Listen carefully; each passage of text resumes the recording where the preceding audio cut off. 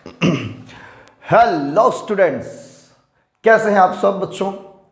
आज हम पढ़ेंगे मैकेनिकल प्रॉपर्टीज ऑफ फ्लूइड्स। एक बढ़िया सा टॉपिक है मैकेनिकल प्रॉपर्टीज ऑफ सॉलिड्स। पढ़ने के बाद मैकेनिकल प्रॉपर्टीज ऑफ फ्लूइड्स पढ़ेंगे। आज हम इस वीडियो में फ्लूइड्स के बेसिक इंट्रोडक्शन और प्रेशर के बारे में पढ़ेंगे और प्रेशर क्या है और इससे कुछ रिलेटेड एक या दो एनसीईआरटी के न्यूमेरिकल्स पर डिस्कस करेंगे। तो यस, तैयार हो जाइए।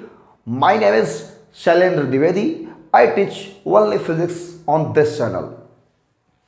मैकेनिकल प्रॉपर्टीज ऑफ फ्लूइड्स, ये चैप्टर का नाम है। तो सबसे पहले बच्चों हम जानेंगे फ्लूइड्स क्या होता है। Fluids, what is fluids. Fluids एक ऐसा सब्सटेंस है बच्चों जो फ्लो होने की प्रॉपर्टी रखता है। मतलब अ सब्सटेंस कैन फ्लो, जो फ्लो कर सकता है। अ सब्सटेंस कैन फ्लो, जो फ्लो कर सकता है उसी को हम लोग कहते हैं फ्लूइड्स। क्लियर बेटा, यही है फ्लूइड्स। फ्लूइड्स अगर बेसिकली हम बात करें, जनरली दिमाग में आता है कोई लिक्विड जैसा कि वाटर, ऑयल, और साथ ही साथ बच्चों फ्लूइड का मतलब होता है गैस से भी। जो गैस होते हैं वो भी फ्लो होने की प्रॉपर्टी रखते हैं, वो भी फ्लो होते हैं। तो बच्चों वो भी क्या है, फ्लूइड्स हैं। अच्छा, तो ये जो फ्लूइड्स हैं इनके जो छोटे छोटे पार्टिकल्स होते हैं, मॉलिक्यूल्स या एटम्स, ये कैसे होते हैं। तो बच्चों ये मैं बताना चाहूंगा, इनके मॉलिक्यूल्स या एटम रैंडम ऑर्डर में क्या होते हैं, अरेंज होते हैं। अरेंज का मतलब ये है कि इसके पार्टिकल मूवमेंट में होते हैं, मोशन करते रहते हैं। और रैंडम का मतलब ये होता है कि इर्रेगुलर, इनका कोई फिक्स डायरेक्शन नहीं है मोशन करने का। कभी इधर मोशन कर रहे हैं तो कभी ऊपर, कभी नीचे, कभी लेफ्ट, कभी राइट। इधर आया, इधर से मोशन किया, फिर इधर मोशन किया, इधर मोशन किया। ये मोशन करते रहते हैं हमेशा। ये फ्लूइड के मॉलिक्यूल्स की मैं बात कर रहा हूँ। तो इसकी कुछ इंपॉर्टेंट कैरेक्टरिस्टिक है, हम वो जान लेते हैं कि इनका कैरेक्टर क्या है। आखिर फ्लूइड तो समझ गए, जो सब्सटेंस फ्लो कर सकता है वो फ्लूइड है। तो फ्लूइड बेसिकली हम लोग दो तरह समझते हैं। फ्लूइड एक होता है लिक्विड को हम लोग फ्लूइड कहते हैं, और एक होता है गैस। लिक्विड्स या गैसेस यही होते हैं फ्लूइड, ठीक है ना। दो ही फ्लूइड होते हैं। अब इनकी कैरेक्टरिस्टिक क्या होती है वो जान लेते हैं। फ्लूइड कंबाइंड, ठीक है।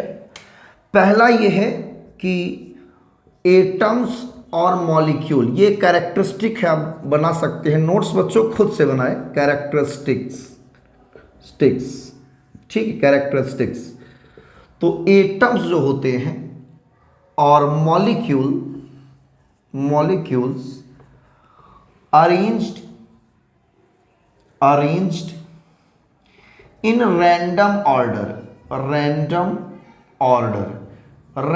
ऑर्डर का मतलब कभी मॉलिक्यूल्स ऐसे जा रहा है तो ऐसे मूव किया, फिर यहाँ से इधर डायरेक्शन चेंज किया, फिर इधर डायरेक्शन। मतलब ये इनका कोई अपना फिक्स डायरेक्शन नहीं होता है, ये मोशन में रहते हैं। यही है अरेंज का मतलब, ठीक है।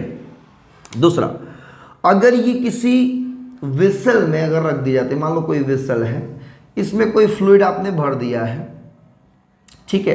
तो ये फ्लूइड स्टैंड नहीं हो सकते। कब? जब कोई टेंजेंशियली फोर्स अप्लाई हो। क्या अप्लाई हो? टेंजेंशियली फोर्स अप्लाई हो। तो fluid it can not stands when tangentially or shearing stress, tangentially or shear stress is applied, जब इन पर टेंजेंशियली फोर्स मतलब force per unit area stress कोई अप्लाई होता है तो ये लिक्विड में स्टैंड नहीं, मतलब लिक्विड किसी एक पर्टिकुलर प्लेस में स्टैंड नहीं हो सकते, मतलब ये फ्लो में आ जाते हैं, ठीक है ना। इट विल फ्लो, मतलब लिक्विड जो है फ्लूइड्स विल फ्लो, ये फ्लो करने लगता है, ठीक है ना। ये क्या करने लगता है? फ्लो करने लगता है, मोशन में आ जाता है। थर्ड कैरेक्टरिस्टिक क्या है बेटा? थर्ड कैरेक्टरिस्टिक मतलब प्रॉपर्टीज ये है कि इसका कोई भी मॉडुलस ऑफ रिजिडिटी नहीं होता। No modulus of rigidity, modulus of rigidity, ठीक है, रिजिडिटी, इसका कोई भी मॉडुलस ऑफ रिजिडिटी नहीं होता है। Fourth point, it has some bulk modulus, it has some bulk modulus, ये ईटा होता है सिंबल, आप लोग पढ़े होंगे बल्क मॉडुलस। और बल्क मॉडुलस को हम लोग बच्चों के से डिनोट करते हैं, ठीक है, ये फ्लूइड का है। और फिफ्थ पॉइंट ये है, फ्लूइड का कोई अपना शेप नहीं होता, नो शेप, कोई शेप नहीं होता है, कोई फिक्स शेप नहीं होता है। ये जिस विसल में रखेंगे उस विसल का शेप ये एक्सेप्ट कर लेता है, ठीक है। 6 पॉइंट ये है बच्चों, इसमें 6 पॉइंट ये है कि लिक्विड किसी भी सरफेस से कांटेक्ट में आने पर उस पर एक परपेंडिकुलर फोर्स एक्सर्ट करती है। मैं 6 पॉइंट यहां लिख दे रहा हूं, 6 नंबर पॉइंट यहां पे, लिक्विड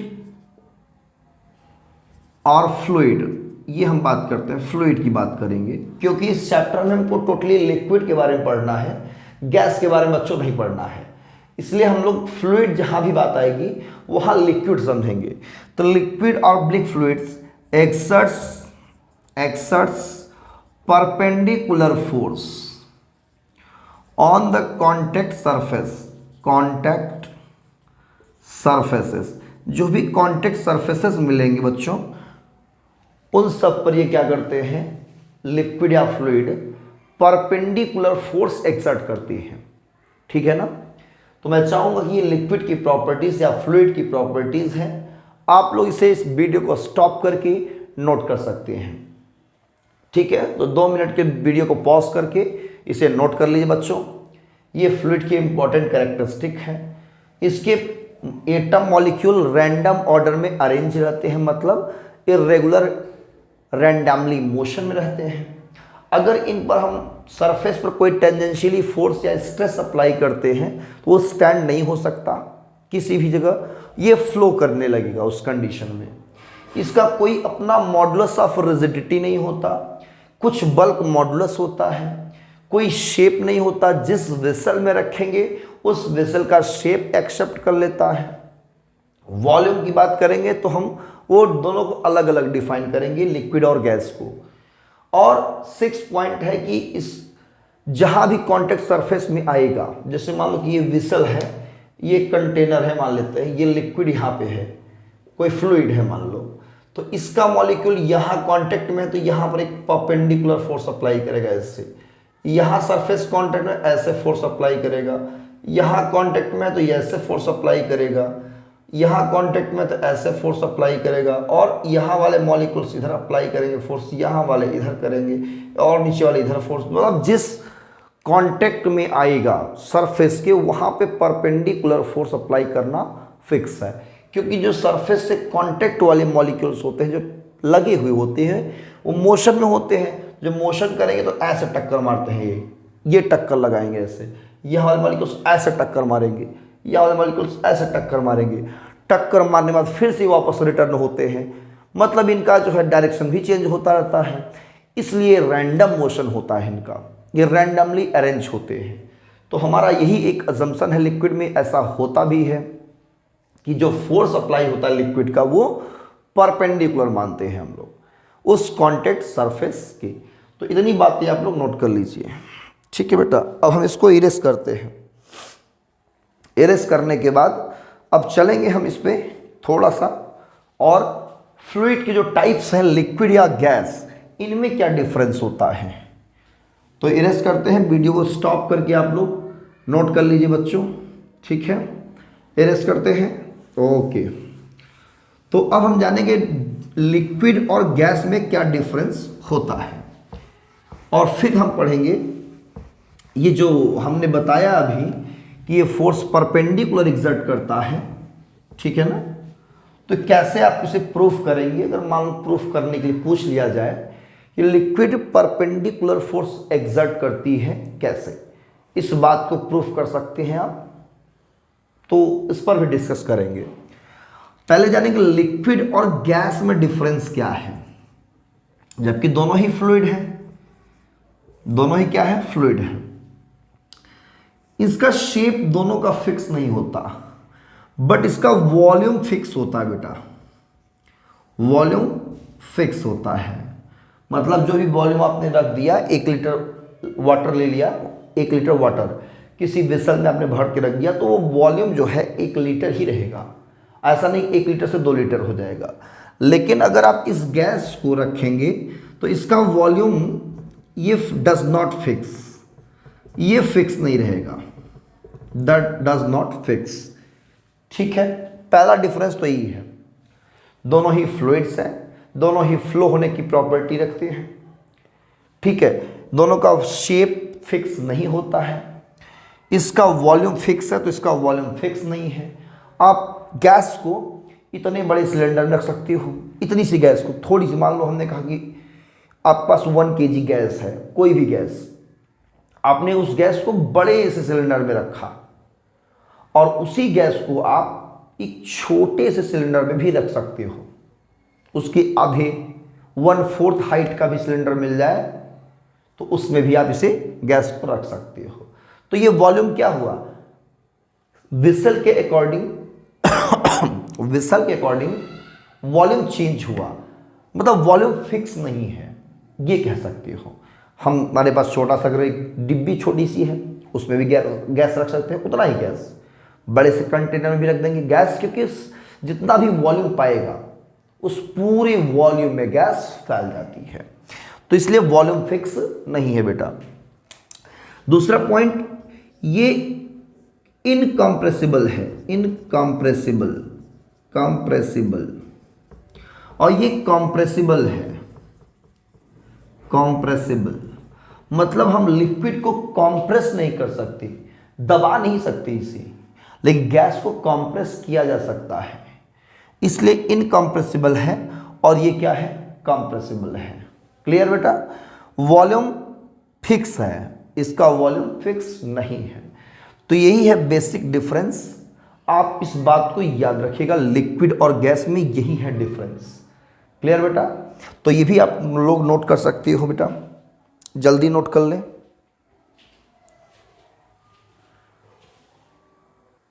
बच्चों आप लोग ने नोट कर लिया होगा, तो मैं इसे इरेज करता हूं, ठीक है। सबसे गीला कम है बेटा कपड़ा। तो समझ में आ रहा होगा बच्चों, आई होप कि फ्लूइड्स है क्या, फ्लूइड का मतलब लिक्विड और गैस से। Clear, okay. तो इतनी बात आप लोग समझ गए। यस सर, समझ में आ गया कि फ्लूइड क्या है ना बेटा। फ्लूइड पढ़ रहे बच्चे क्लास 11th के बढ़िया से, है ना। आज हम इंट्रोडक्शन कर रहे हैं, कल इसके थोड़ा सा आगे बढ़ेंगे, कुछ लॉस के बारे में समझेंगे। तो चलिए आप जानेंगे कि लिक्विड और गैस दोनों क्या है ना बच्चों। लिक्विड और गैस फ्लूइड्स है। अब हमें इस चैप्टर में पढ़ना क्या है, क्योंकि इंट्रोडक्शन की क्लास है आज की, और साथ में प्रेशर भी सीखना है, कुछ क्वेश्चन करने हैं। तो आइए समझते हैं कि इसमें पढ़ना क्या है। हमें फ्लूइड में पढ़ना है बच्चों, फ्लूइड में पढ़ना है दो चीज़ें, स्टैटिक फ्लूइड, और सेकंड पढ़ना है डायनेमिक फ्लूइड, डायनेमिक्स कह दीजिए, स्टैटिक्स फ्लूइड और डायनेमिक फ्लूइड्स, अच्छा लग रहा होगा। तो स्टैटिक फ्लूइड का मतलब फ्लूइड की स्टडी होती है, और यहाँ डायनेमिक फ्लूइड का मतलब होता है फ्लूइड की स्टडी, लेकिन दोनों का कंडीशन अलग है। ये जब फ्लूइड रेस्ट में हो, fluid at rest, fluid rest में है बच्चों, तो स्टैटिक फ्लूइड स्टडी करेंगे, और जब फ्लूइड मोशन में हो, fluid in motion, fluid motion में होता है, तब हम स्टडी क्या होती है, डायनेमिक्स फ्लूइड होती है। क्लियर है ना। तो जैसे कोई लिक्विड हो या गैस हो, रेस्ट में हो, तो रेस्ट में जितने भी कॉन्सेप्ट होंगे वो सारी कहानी हम पढ़ेंगे इसमें। तो पहला हमारा जो टॉपिक स्टार्ट होगा वो स्टैटिक फ्लूइड का होगा। क्या होगा, स्टैटिक फ्लूइड का होगा। और सेकंड जो हमारा है वो क्या होगा, फ्लूइड इन मोशन। जब फ्लूइड हमारा मोशन में हो, मतलब लिक्विड या गैस फ्लो कर रहा हो। और इस चैप्टर में हम गैस के बारे में नहीं पढ़ेंगे, हम पढ़ेंगे लिक्विड के बारे में। मतलब यहाँ जहाँ कहीं पर भी अगर फ्लूइड का जिक्र आता है तो आप समझ जाइएगा कि हम यहाँ पे लिक्विड की बात कर रहे हैं। किसकी बात कर रहे हैं बच्चों, लिक्विड की। हाँ, वही लिक्विड, ऑयल, वाटर, है ना, ये सब सारी चीजें लिक्विड की बात करेंगे। तो पहली कहानी हमारी स्टार्ट होती है फ्लूइड एट रेस्ट से, और हम इसको भी इरेज करेंगे और पढ़ेंगे। जब फ्लूइड हमारा रेस्ट में है तो उसे हम इक्विलिब्रियम भी कहते हैं। रेस्ट मतलब इक्विलिब्रियम में कभी रेस्ट होता है, और इक्विलिब्रियम का मोशन भी होता है। मतलब मोशन में तभी इक्विलिब्रियम हो सकता है, और रेस्ट में तभी इक्विलिब्रियम हो सकता है। तो चलिए पहले पढ़ते हैं कि अगर इक्विलिब्रियम रेस्ट का है, मतलब रेस्ट ऑफ इक्विलिब्रियम है, उस कंडीशन में क्या हो सकता है। ध्यान दो, ये एक वेसल है, और वेसल में मान लो कोई लिक्विड भरा हुआ है। क्या भरा हुआ है, लिक्विड। फ्लूइड की मतलब लिक्विड। इस लिक्विड में जो लिक्विड है, इस पर, इस कॉन्टेक्ट सरफेस पे परपेंडिकुलर फोर्स अप्लाई करती है। आप सबको पता है, इस परपेंडिकुलर फोर्स को हम लोग कहते हैं थ्रस्ट। क्या कहते हैं, थ्रस्ट। अगर इस बात को प्रूफ करनी है तो कैसे प्रूफ करेंगे। जो लिक्विड हमारा है, इस कॉन्टेक्ट सरफेस के मान लेते हैं परपेंडिकुलर तो अप्लाई करती है, तो सबको पता है फ्लूइड किस में है, रेस्ट में है। फ्लूइड हमारा किस में है, रेस्ट में है, रेस्ट ऑफ इक्विलिब्रियम। ठीक है ना, इक्विलिब्रियम का रेस्ट है ये। ठीक है, अब इस कंडीशन में अगर ये परपेंडिकुलर फोर्स अप्लाई कर रही है तो कैसे प्रूफ करें। तो हम ये मान लेते हैं कि परपेंडिकुलर फोर्स अप्लाई ना करके ये थोड़ा सा ऐसे अप्लाई कर रहे हैं फोर्स, क्रॉस। मान सकते हैं भाई, प्रूफ करना है तो हम ये मान लेते हैं कि फोर्स ऐसे अप्लाई कर रही है, रेस्ट में है, और ये मान चलते हैं कि ये क्रॉस अप्लाई, फोर्स अप्लाई कर रही है। तो न्यूटन के थर्ड लॉ के अकॉर्डिंग एक्शन अगर ऐसे हुआ तो जस्ट अपोजिट क्या होगा, रिएक्शन होगा। भाई रेस्ट में है, तो जब रेस्ट में है बच्चों तो कहानी ये होगी, रिएक्शन ऐसे होगा। अब रिएक्शन जो है इस हॉरिजॉन्टल लेवल से मैं मान लेता हूं थीटा एंगल बना रहा है। कौन सा, ये हमारा रिएक्शन थीटा एंगल हॉरिजॉन्टल से बना रहा है। तो इधर हो जाएगा हमारा आर कॉस थीटा, और इस साइड हो जाएगा आर साइन थीटा। अब इसमें से कौन सा रिएक्शन लेना चाहिए हमें। लिक्विड हमारा रेस्ट में है, लिक्विड हमारा रेस्ट में है, तो कौन सा रिएक्शन हमारा कंपोनेंट लेना चाहिए जिससे कि हमारा प्रूफ हो जाए कि लिक्विड एक्सर्ट करती है perpendicular force to the surface. तो आपको लग रहा है अगर ये आर साइन थीटा रिएक्शन ऊपर की तरफ है तो नीचे की तरफ वर्टिकली फोर्स होना चाहिए, तो ये रिएक्शन हमारा वैलिड होगा। यस, ये तो वैलिड है ऑलरेडी पहले से ही, तो इसको हम नहीं लेंगे ये हम नहीं लेंगे। तो कौन सा लेंगे, r cos theta. R cos theta अगर ये दिखा दें कि परपेंडिकुलर है ये भी इफेक्ट, तो ये प्रूफ हो जाएगा कि लिक्विड जो कॉन्टेक्ट सरफेस पे है वो परपेंडिकुलर फोर्स अप्लाई करती है। तो ये इस डायरेक्शन में है, तो इस रिएक्शन होने का मतलब फोर्स अपोजिट लगना चाहिए, तो लिक्विड फ्लो करना चाहिए, है कि नहीं, लिक्विड फ्लो करना चाहिए। तो जबकि लिक्विड हमारा रेस्ट में है, तो फॉर रेस्ट, अगर रेस्ट में है तो कोई फोर्स नहीं लगना चाहिए हॉरिजॉन्टल में, है कि नहीं।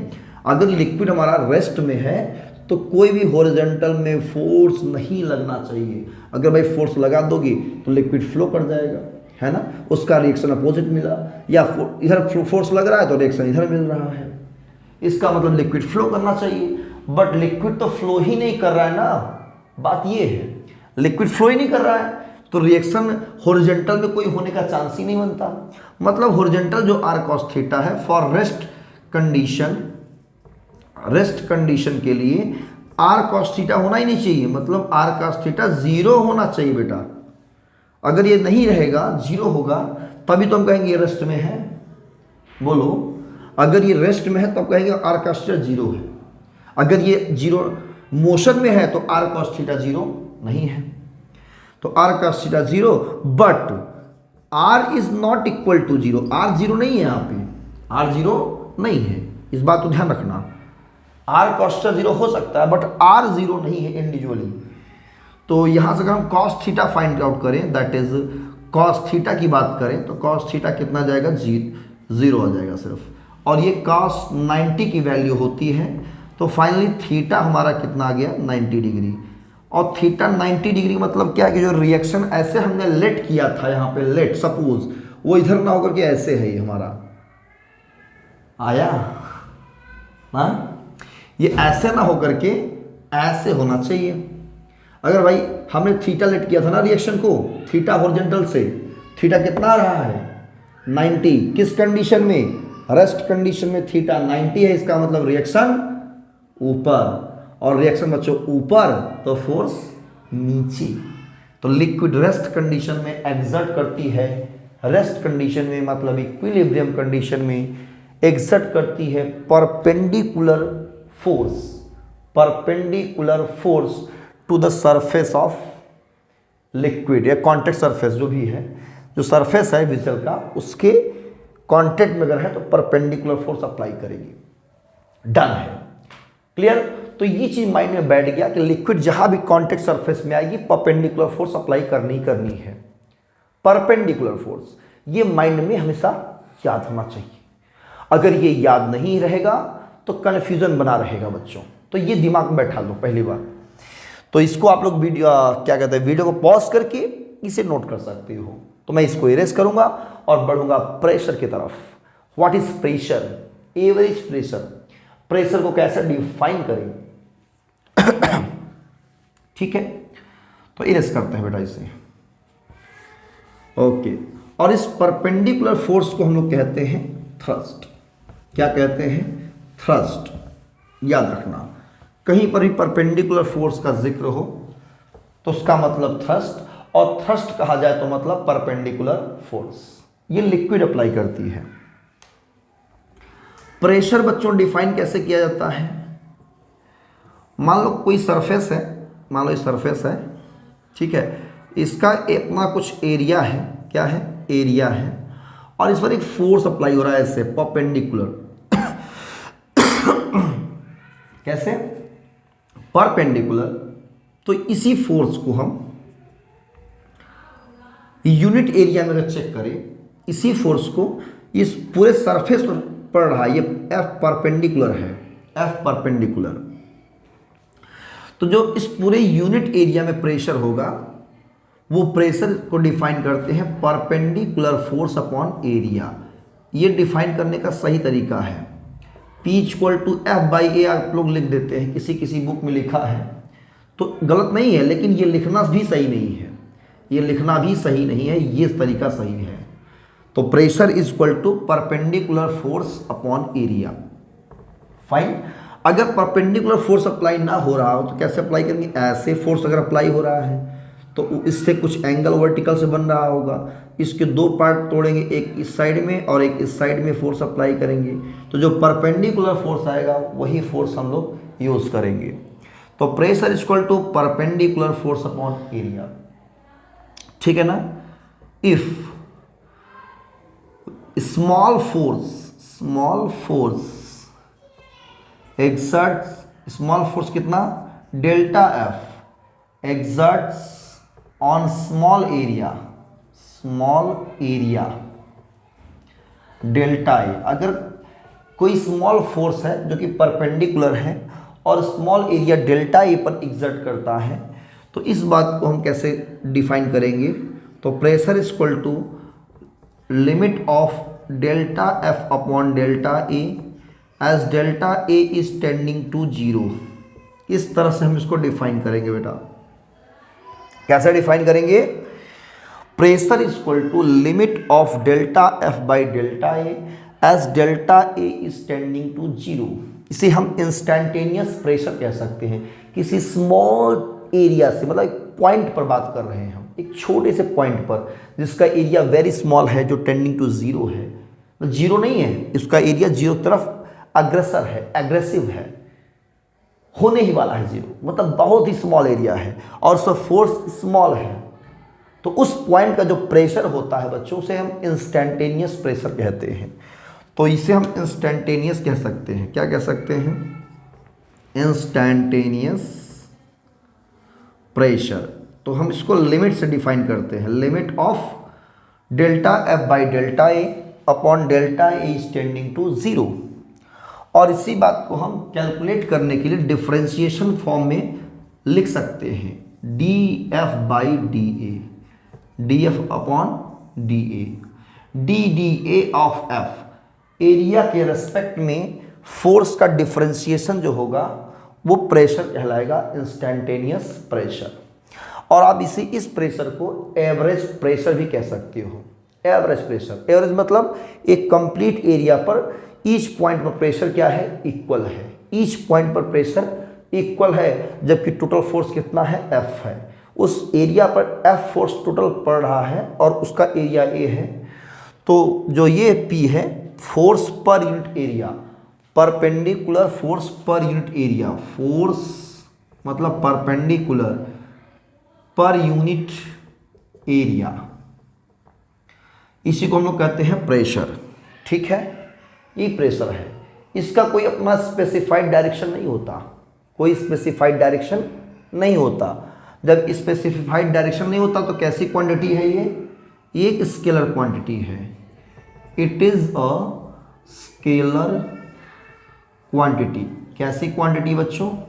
स्केलर। और इसकी जो एसआई यूनिट हम लोग लिखते हैं, एसआई यूनिट वो लिखते हैं न्यूटन पर मीटर स्क्वायर, न्यूटन पर मीटर स्क्वायर एसआई यूनिट। इसी को पास्कल भी कहते हैं, PASCAL, पास्कल, और डिनोट करते हैं PA से। और 1 पास्कल आप डिफाइन कर सकते हैं 1 न्यूटन पर मीटर स्क्वायर, 1 पास्कल। और सीजीएस यूनिट क्या बनेगी बेटा? सीजीएस यूनिट इसकी बनेगी डाइन पर सेंटीमीटर स्क्वायर। डायमेंशन फार्मूला इसका लिखना चाहेंगे तो डायमेंशन भी लिख सकते हो। फोर्स का MLT-2 अपॉन एरिया का L2, एक L कैंसिल हो जाएगा, ML-1 T⁻²। ये आपका क्या आ जाता है? डायमेंशन आ जाता है प्रेशर का। तो यही है प्रेशर बच्चों। और इसी प्रेशर से हम लोग कुछ करते हैं न्यूमेरिकल बढ़िया सा NCERT के। तो इसको पहले आप लोग वीडियो को स्टॉप करें, स्टॉप करके इसको नोट कर लें। प्रेशर के बारे में नोट कर लिया बेटा? ओके, एरेस्ट करते हैं और वीडियो को स्टॉप करके हम चलते हैं क्वेश्चंस पे।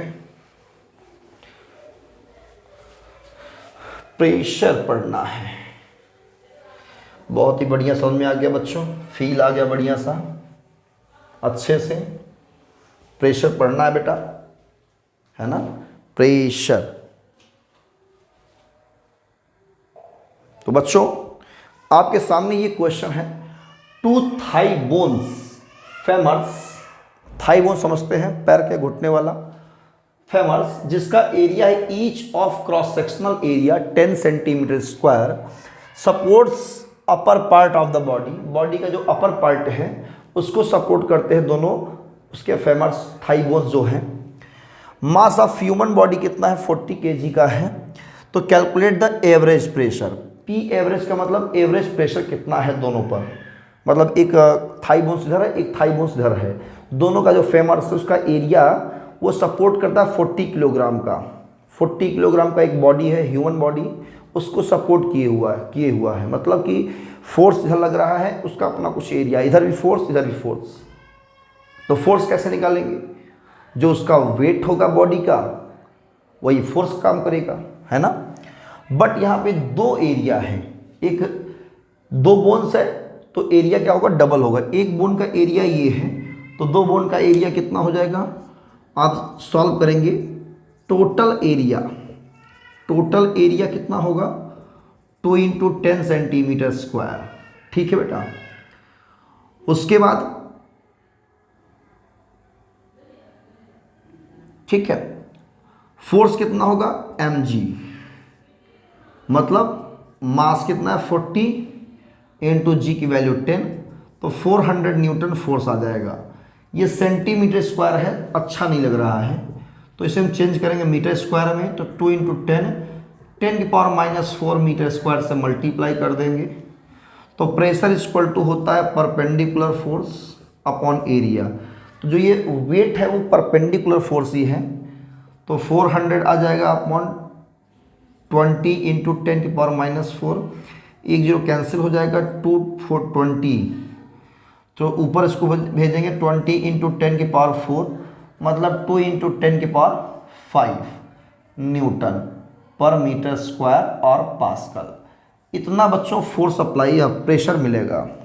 इसको सॉल्व कर सकते हैं, बहुत इजी क्वेश्चन है। और भी क्वेश्चन हैं आप लोग के पास बुक्स में, एनसीईआरटी में, सॉल्व करिए। मैंने एक ही क्वेश्चन दिमाग में था, थाई बोन्स का, एनसीईआरटी क्वेश्चन है, बहुत फेमस क्वेश्चन है। तो इस पर आप प्रेशर कैलकुलेट कर सकते हैं बहुत ही सिंपल तरीके से। ठीक है, तो ये था बेसिक इंट्रोडक्शन प्रेशर के बारे में। इतनी बातें आप लोग याद रखिएगा। नेक्स्ट वीडियो में हम लोग पढ़ेंगे lecture number 2, mechanical properties of fluid का लेक्चर नंबर 2 में पढ़ेंगे पास्कल्स लॉ और उसके एप्लीकेशन, और उस पर कुछ बढ़िया न्यूमेरिकल करेंगे। कुछ जेईई मेंस के, नीट के क्वेश्चन भी ले सकते हैं। तो आज की वीडियो में बच्चों इतना ही, पढ़ते रहें। अगर वीडियो अच्छा लगा तो लाइक करके शेयर कर देना। तब तक पढ़िए। All the very best. Thank you.